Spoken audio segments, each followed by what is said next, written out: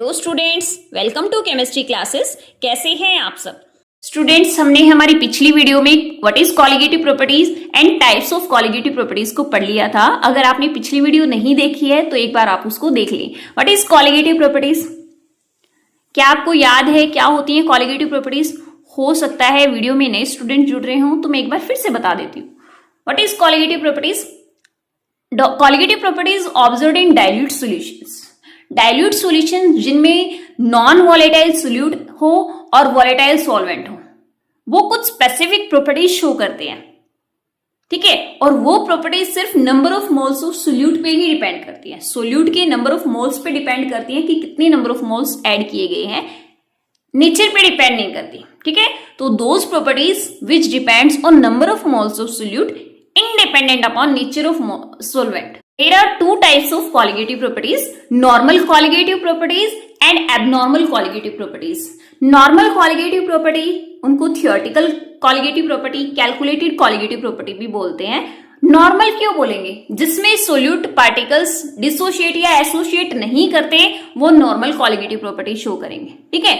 जिसमें solute particles dissociate या associate कर गए तो उनकी वैल्यू नॉर्मल कॉलिगेटिव प्रॉपर्टी से अलग आती है, तो उनको बोलते हैं एबनॉर्मल कॉलिगेटिव प्रॉपर्टी। हम थियोरेटिकल सिर्फ नॉर्मल कॉलिगेटिव प्रॉपर्टी को ही निकाल सकते हैं, theoretical value. Abnormal colligative property की वैल्यू को हमें नॉर्मल कॉलिगेटिव प्रॉपर्टी से रिलेट करके हमें पढ़ना पड़ता है, ठीक है। थियोरेटिकल हम सिर्फ नॉर्मल कॉलिगेटिव प्रॉपर्टी को ही पढ़ते हैं। एबनॉर्मल कॉलिगेटिव प्रॉपर्टीज की वैल्यू नॉर्मल कॉलिगेटिव प्रॉपर्टी से रिलेट करके की जाती है। तो रिलेट कैसे करेंगे? कुछ तो ऐसा फैक्टर होना चाहिए जिससे हम नॉर्मल कॉलिगेटिव प्रॉपर्टी और एबनॉर्मल कॉलिगेटिव प्रॉपर्टी को रिलेट कर पाए, ठीक है। तो abnormal and normal colligative property are relate by some factor which is known as van't Hoff factor. तो चलिए डिस्कस करते हैं क्या है ये वांट ऑफ फैक्टर।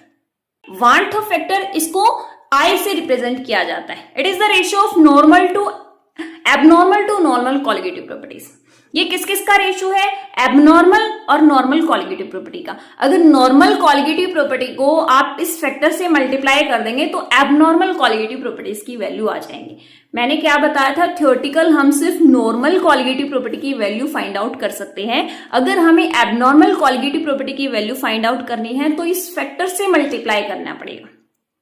अब आप बोलोगी मैम ये फैक्टर हम कैसे निकालेंगे? बताती हूं भाई, इस फैक्टर की वैल्यू कैसे निकालेंगे। नॉर्मल कॉलिगेटिव प्रॉपर्टी की वैल्यू हमारे पास थ्योरेटिकल आ जाएगी और इस फैक्टर की वैल्यू हम निकालेंगे तो हमें एबनॉर्मल कॉलिगेटिव प्रॉपर्टी की वैल्यू पता चल जाएगी।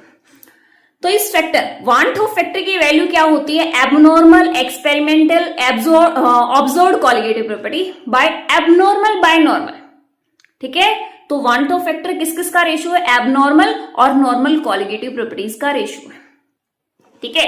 और हमें पता है colligative properties directly proportional to number of moles of solute, ठीक है। तो number of moles of solute after dissociation और एसोसिएशन। अगर हमें वांट ऑफ फैक्टर की वैल्यू निकालनी है तो यहां number of moles of solute क्या लिखेंगे? After dissociation. डिसोसिएशन और एसोसिएशन के बाद कितने नंबर ऑफ मोल्स बने और उससे पहले कितने नंबर ऑफ मोल्स थे, तो हमारे यहाँ पे वांट ऑफ फैक्टर की वैल्यू आ जाएगी। तो पहला हमें पता चल गया किस किस का रेशियो है want Hoff factor? Abnormal and normal colligative properties का रेशियो है। और हम इस वांट ऑफ फैक्टर की वैल्यू कैसे निकालेंगे? Number of moles of solute निकाल लेंगे आफ्टर एसोसिएशन और डिसोसिएशन। डिसोसिएशन के बाद और एसोसिएशन के बाद डिवाइडेड बाय उससे पहले, बिफोर डिसोसिएशन और एसोसिएशन। सेकेंड क्या है? Colligative properties inversely proportional to molecular weight of solute, ठीक है। ये भी इसी से आया है। नंबर ऑफ मोल्स क्या होते हैं? Weight by molar mass. और मोलर मास एक कांस्टेंट क्वांटिटी है, तो हम कैसे लिख सकते हैं? Colligative property is inversely proportional to molecular weight of solute. तो आप यहां वैल्यू पुट करेंगे तो कैसे आएगा? वांट ऑफ फैक्टर की value normal molecular weight of solute divided by abnormal molecular weight of solute. Molecular weight normal से क्या आया है? Divided by abnormal. इन दोनों का रेशियो आता है कॉलिगेटिव प्रॉपर्टी। तो चलिए करते हैं हमारा next topic which is calculation of want Hoff factor I. Want Hoff factor I की वैल्यू किस तरीके से कैलकुलेट की जाती है? हमारे पास तीन केस बनते हैं। तीन केस किस तरीके से? फॉर नो एसोसिएशन और डिसोसिएशन ऑफ सोल्यूट पार्टिकल्स ना ही एसोसिएट हो ना ही डिसोसिएट हो, तो वान टॉप फैक्टर की वैल्यू अलग आती है। If solute particles get associated तो वान टॉप फैक्टर की वैल्यू अलग आएगी। अगर सोल्यूट पार्टिकल्स गेट डिसोसिएटेड, अगर डिसोसिएट हो जाए तो भी वान टॉप फैक्टर की वैल्यू अलग आएगी। तो इन तीनों केसेस को वन बाय वन करके हम अलग अलग डिस्कस करते हैं। First case is for no dissociation और एसोसिएशन ऑफ सोल्यूट। अगर सोल्यूट ना ही डिसोशिएट हो ना ही एसोसिएट हो, सॉल्यूशन में जाए और सोल्यूट डिसोशिएट भी नहीं हो और ना ही एसोसिएट हो, ऐसा कब होता है? जब नॉन इलेक्ट्रोलाइट्स होते हैं। नॉन इलेक्ट्रोलाइट्स क्या करते हैं? वो सॉल्यूशन में जाके ना ही डिसोशिएट होते ना ही एसोसिएट होते, डिसोल्व हो जाते हैं। फॉर एग्जाम्पल ग्लूकोज, शुगर, ठीक है, यूरिया, ये सब क्या है? नॉन इलेक्ट्रोलाइट्स होते हैं और ये डिसोल्व हो जाते हैं सॉल्यूशन में जाके, ठीक है। तो अगर डिसोशिएट नहीं हुए, that means number of solute particles remains same in solution, solution में उतने ही सोल्यूट पार्टिकल्स रहेंगे, तो वान टॉप फैक्टर की वैल्यू क्या आएगी? 1 आएगी। जब डिसोसिएशन नहीं हुआ, एसोसिएशन नहीं हुआ, तो कौन सी प्रॉपर्टी शो करते हैं? वो नॉर्मल कॉलिगेटिव प्रॉपर्टी शो करते हैं, ठीक है। तो आई की वैल्यू, वान टॉप फैक्टर की वैल्यू क्या आएगी? 1 आएगी। सबसे पहले आपको क्या देखना है कि हमारा सोल्यूट कैसा है। नॉन इलेक्ट्रोलाइट है तो उसके लिए वान टॉप फैक्टर आई की वैल्यू 1 रख देंगे, ओके। सोल्यूट पार्टिकल डिसोशिएट हो जाए या फिर एसोसिएट हो जाए तो वान टॉप फैक्टर की value will be either greater than 1 or less than 1. If the solute particles get dissociated, then one top factor greater than 1. If the solute particles get associated, then one top factor I will be less than 1. Okay? अगर dissociate हो गए तो I की value greater than 1 आएगी, तब भी abnormal colligative property show करेंगे। अगर solute particles associate हो गए तब I की वैल्यू less than 1 आएगी, तब भी वो एबनॉर्मल कॉलिगेटिव प्रॉपर्टी शो करेंगे। सिर्फ आई की वैल्यू 1 आएगी तो नॉर्मल कॉलिगेटिव प्रॉपर्टी शो करते हैं, ठीक है। तो एग्जांपल्स क्या क्या है? इलेक्ट्रोलाइट्स, जो भी इलेक्ट्रोलाइट्स होते हैं। इलेक्ट्रोलाइट्स का मतलब जिनको आप पानी में डालो और वो अपने आयंस में कन्वर्ट हो जाए। For example acids in water gives there constituents ions. For example HCl gives H positive and Cl negative. Base NaOH, आप एग्जाम्पल ले लो NaOH का, जब वो वाटर में जाता है तो क्या देता है? Na positive plus OH negative, ठीक है। सॉल्ट्स में मैंने NaCl बताया, Na पॉजिटिव Cl नेगेटिव। तो आप इनको देख रहे हैं अपने आयंस में डिसोशिएट हो रहे हैं, तो number of solute particles increase in solution, that means they show abnormal colligative property. अगर सोल्यूट पार्टिकल सॉल्यूशन में जाके बढ़ेंगे तब भी एबनॉर्मल कॉलिगेटिव प्रॉपर्टीज शो करेंगे। अगर सोल्यूट पार्टिकल सॉल्यूशन में जाके घटेंगे तब भी वो एबनॉर्मल कॉलिगेटिव प्रॉपर्टी शो करेंगे, ओके। तो देख लेते हैं हम, आई की वैल्यू ग्रेटर देन 1 आएगी, लेकिन ग्रेटर देन 1 कितनी आएगी? तो चलिए कैलकुलेट करते हैं वान टॉप फैक्टर आई की value in case of dissociation क्या आएगी। मैंने ले लिया ए, कोई भी इलेक्ट्रोलाइट ले लिया, मैं यहाँ पे इलेक्ट्रोलाइट यहाँ पे एग्जाम्पल ले लूं। फॉर एग्जाम्पल मैंने NaCl ले लिया, ठीक है। तो मैंने यहाँ NaCl लिया, वो अपने कॉन्स्टिट्यूएंट आयंस में कन्वर्ट होगा, Na positive plus Cl negative, ठीक है। तो Na पॉजिटिव और Cl नेगेटिव इनमें टूटेगा। तो यहाँ पे जो A लिखा है मैंने वो ये इलेक्ट्रोलाइट है, ठीक है, ये NaCl है, ये इलेक्ट्रोलाइट है। और जहां पे ये मैंने B लिखा, इन दोनों, ये जो दोनों आयंस बने हैं इन दोनों को रिप्रेजेंट कर रहा है B, और जितने आयंस बने हैं उनको N रिप्रेजेंट कर रहा है। समझ में आया? जो इलेक्ट्रोलाइट है उसको A से रिप्रेजेंट किया है और जो उसके आयंस हैं, जितने भी आयंस बने हैं 2, 3, 4, उन सबको मैंने B से रिप्रेजेंट किया, टोटल नंबर ऑफ आयंस। और ये क्या है? कितने टोटल बने? यहाँ पे 1 बना है, 2 बने हैं, 3 बने हैं, 4 बने, कितने नंबर ऑफ आयंस बने? N represent the total number of cations and anions. और B क्या रिप्रेजेंट कर रहा है? रिप्रेजेंट कर रहा है आयंस को, कि यहाँ पे आयंस बने, ठीक है। तो इनिशियल A मैंने लिया था, A का मैंने 1 मोल लिया, ठीक है। इनिशियली A का मैंने 1 मोल डिसोल्व किया सॉल्वेंट के अंदर।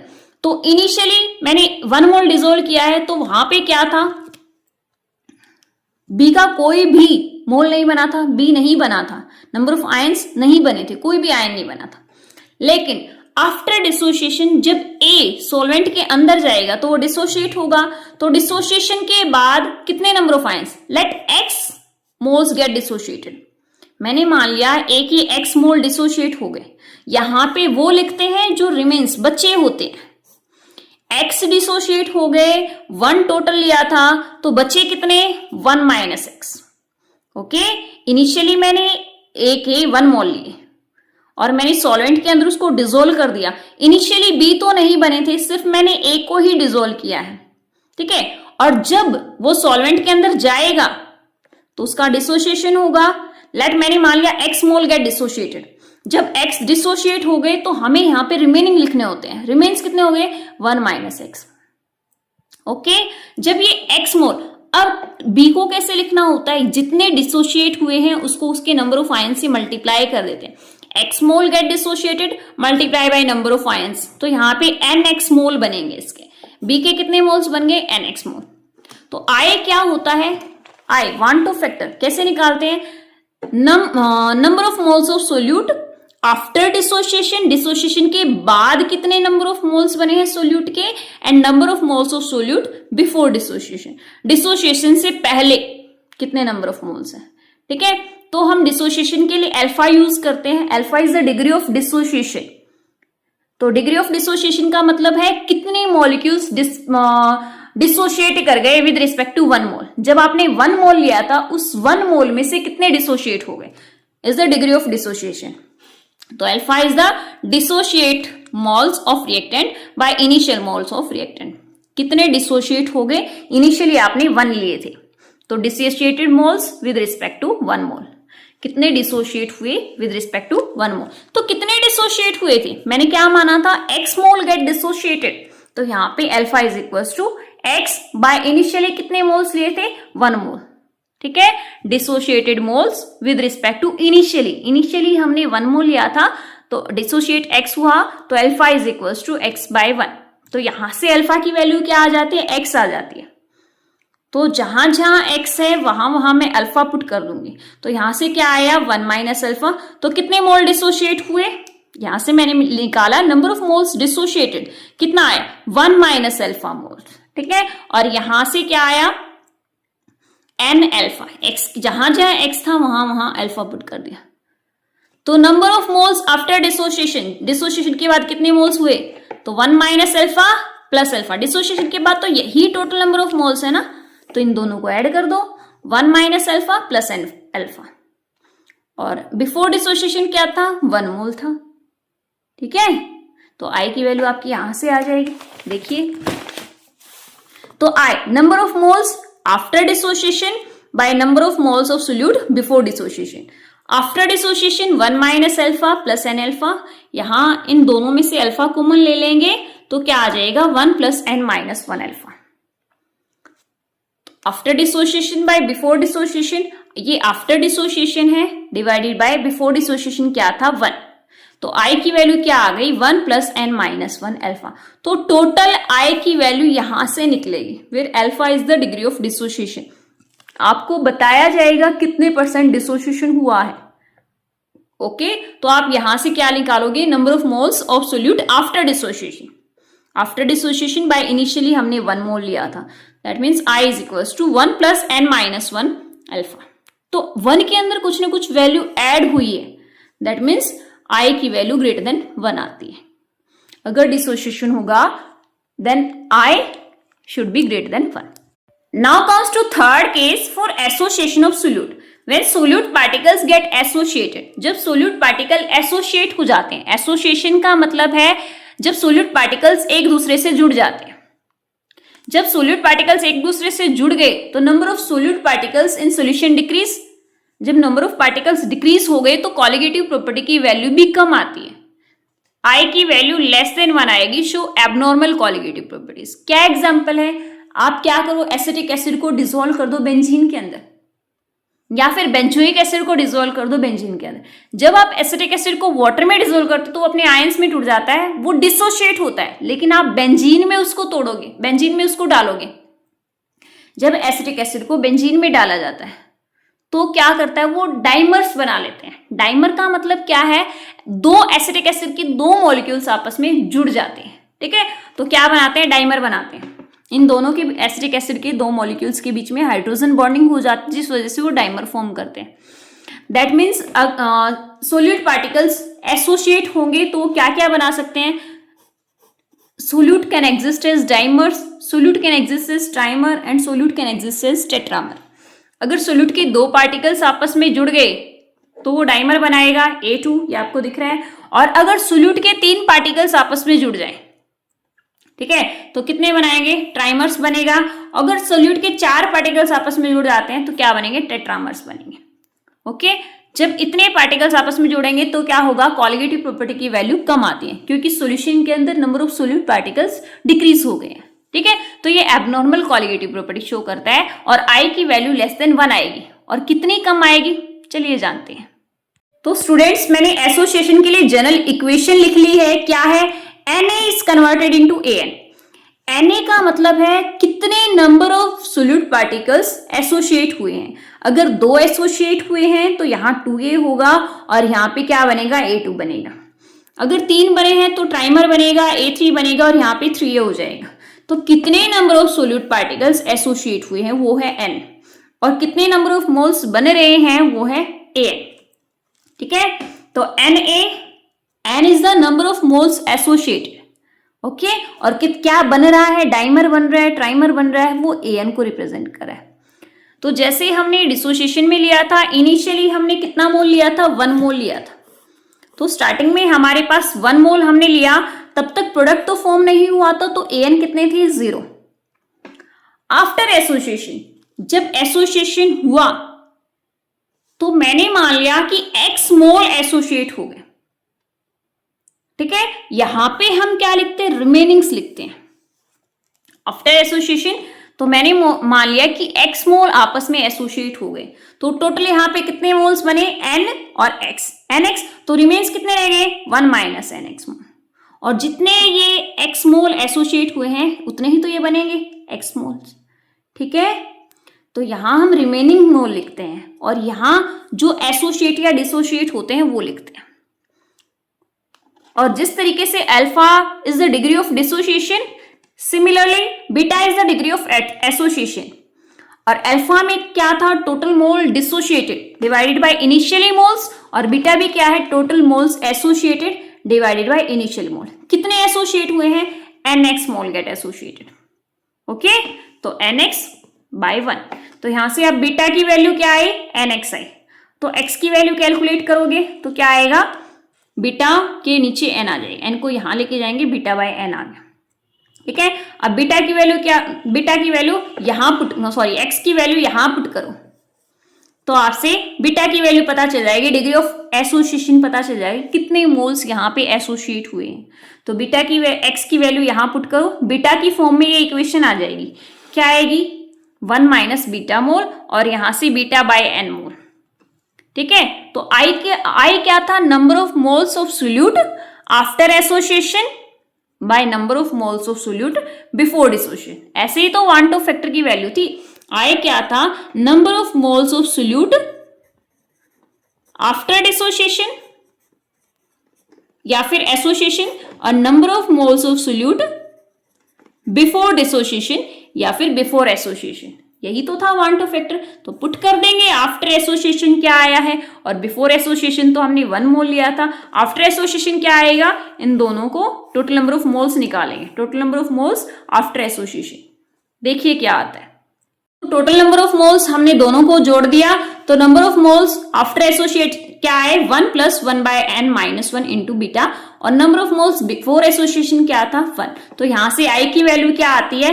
1 + 1 by N - 1 into beta, where beta is the degree of association, N is the number of moles of solute get associated. ठीक है, अगर डाइमर है तो यहाँ पे आप 2 रखोगे, ट्राइमर है तो 3 रखोगे, टेट्रामर है तो 4 रखोगे। ओके, तो कितने केस बने हमारे? हम किस तरीके से कैलकुलेट कर सकते हैं 1 2 फैक्टर की वैल्यू? अगर नॉन इलेक्ट्रोलाइट है तो 1 2 फैक्टर की वैल्यू 1 रखनी है।